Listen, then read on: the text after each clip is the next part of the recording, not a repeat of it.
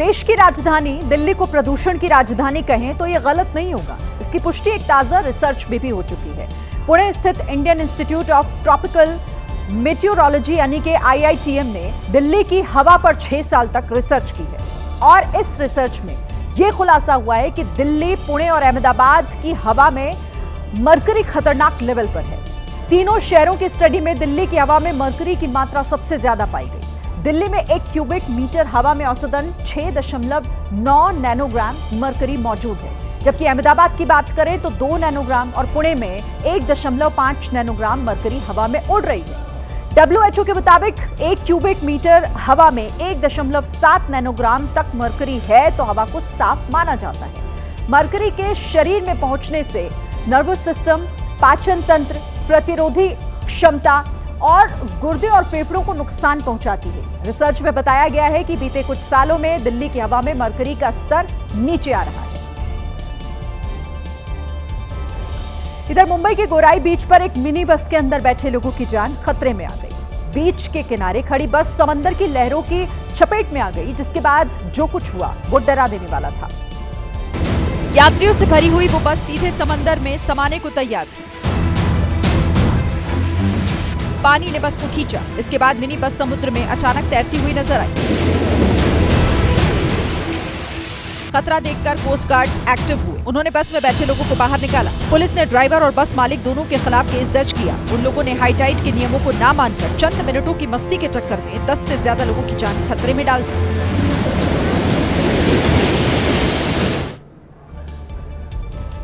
देश के साथ विदेशों में भी कुदरत ने डराया है। मैक्सिको में रात के वक्त अपने घर के बाहर खड़ी हुई गाड़ी खड़ी करके लोग अंदर सो रहे थे कि तभी सैलाब ने उनकी गाड़ियों को बहाना शुरू कर दिया।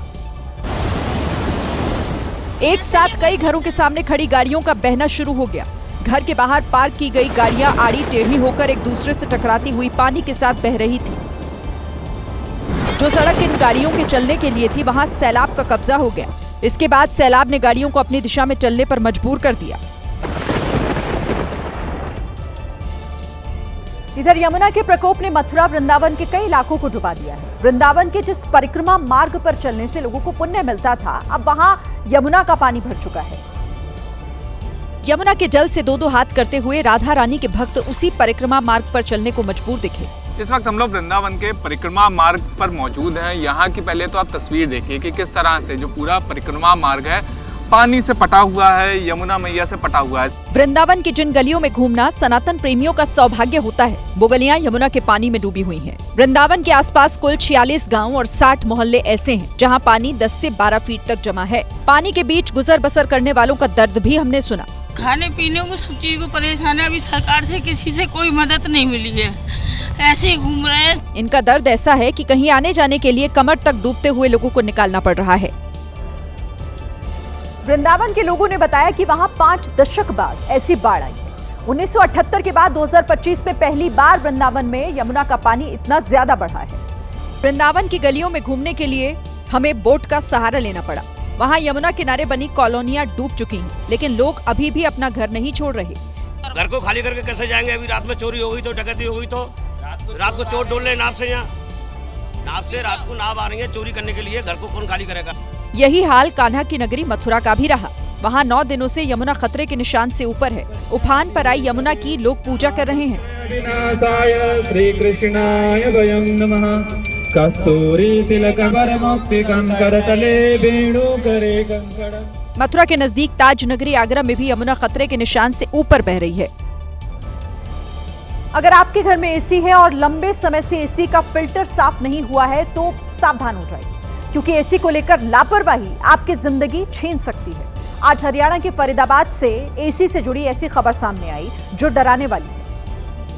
हादसा सुबह के 3 बजे हुआ। फरीदाबाद के ग्रीनफील्ड इलाके में 4 मंजिला मकान की पहली फ्लोर पर लगा एसी जोरदार धमाके के साथ फट गया और पहली फ्लोर से आग के शोले उठने लगे। धमाके की आवाज से आसपास के लोग दौड़ कर आए। इस बीच पहली फ्लोर पर रह रहे लोग सुरक्षित बाहर निकल आए, जिस पर लोगों ने चैन की सांस ली। इस दौरान किसी ने ऊपरी फ्लोर की ओर ध्यान नहीं दिया। जिस फ्लोर तक आग की उठती लपटें धीरे धीरे पहुंच रही थी और धुआं अंदर के कमरों में भर रहा था, और जब लोगों का ध्यान गया तब तक आग इतनी भड़क चुकी थी कि किसी की दूसरी फ्लोर तक जाने की हिम्मत भी नहीं हुई। जब बचाव टीम मौके पर पहुंची और उसने दूसरी फ्लोर का दरवाजा तोड़ा, तब तक दूसरी फ्लोर पर मौजूद पति पत्नी और बेटी की दम घुटने से सांसें उखड़ गईं, जबकि बेटे ने किसी तरह भागकर अपनी जान बचाई। इस परिवार के साथ रह रहे कुत्ते की भी मौत हो गई। और ये शॉर्ट सर्किट हुआ है, आप दिखा सकते हैं कि बहुत बड़ा हादसा है। स्थानीय लोगों का आरोप है कि सूचना के करीब 1 घंटे बाद फायर ब्रिगेड की टीम मौके पर पहुंची।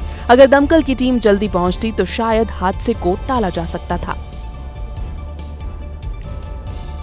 फरीदाबाद में एसी में ब्लास्ट शॉर्ट सर्किट से हुआ या फिर ओवरहीट होने से, तस्वीर अभी तक साफ नहीं है, लेकिन यह हादसा आपको सावधान जरूर करता है, क्योंकि अगर घर में एसी है तो आप कई कदम उठा सकते हैं जिससे एसी में ब्लास्ट जैसी घटनाओं को रोका जा सकता है। समय पर एसी की सर्विस जरूर कराएं, एसी फिल्टर को हमेशा साफ रखें, इसका ख्याल रखें। एसी का तापमान 24 डिग्री या फिर उससे अधिक रखें। लगातार एसी को ना चलाएं, नहीं तो ओवरहीट का खतरा बढ़ेगा। रिमोट से एसी बंद करने के बाद स्विच खुला ना छोड़ें। घर की वायरिंग में अच्छी क्वालिटी का तार ही इस्तेमाल करें। तारों के जोड़ को कसकर बांधें। मध्य प्रदेश के सरकारी अस्पताल अब चूहों का डेरा बनते जा रहे हैं। इंदौर के बाद अब छतरपुर के जिला अस्पताल में भी मरीज चूहों के आतंक से परेशान हैं। अस्पताल में भर्ती महिलाएं अपने नवजात बच्चों को लेकर परेशान हैं, क्योंकि उन्हें इंदौर जैसी घटना का डर सता रहा है। यही वजह है कि महिलाएं अपने नवजात को रात भर आंचल में छिपाकर सो रही हैं, तो वहीं परिवार का एक सदस्य पूरी रात चूहों को भगाने के लिए जागता रहता है। दरअसल अस्पताल के रिकॉर्ड रूम और बच्चों के दवा के लिए रखी हुई अलमारी में भी चूहों ने अपना कब्जा जमा लिया है। इन चूहों ने कई दस्तावेज और दवाइयों को बर्बाद कर दिया है। चूहों के आतंक से मरीज तो परेशान हैं ही, डॉक्टर्स को भी काफी दिक्कतों का सामना करना पड़ रहा है। सारे वार्डों से चूहे भगाने का और उनको पेस्ट कंट्रोल टीम जो है वो हमारी अब कल से काम करेगी इसमें। हालांकि 1.5 साल पहले भी अस्पताल प्रबंधन ने 1.5 लाख रुपए में चूहे भगाने और मारने का ठेका दिया था, लेकिन इसके कुछ ही दिन बाद चूहों ने वहां अपना फिर से कब्जा जमा लिया। 17,000 फीट की ऊंचाई पर आर्मी और नेवी के कमांडोज ने अपना दमखम दिखाया। उत्तरी सिक्किम में 7 दिन तक संयुक्त स्कूबा और युद्ध गोताखोरी का अभ्यास किया गया, जिसका वीडियो जारी किया गया है।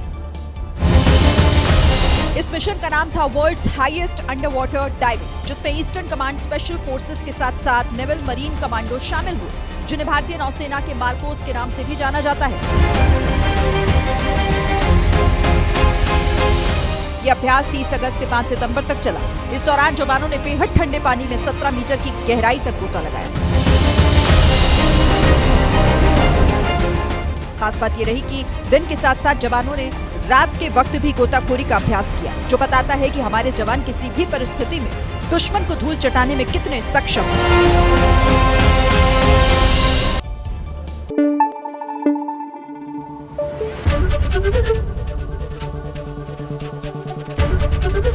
एबीपी न्यूज आपको रखे आगे।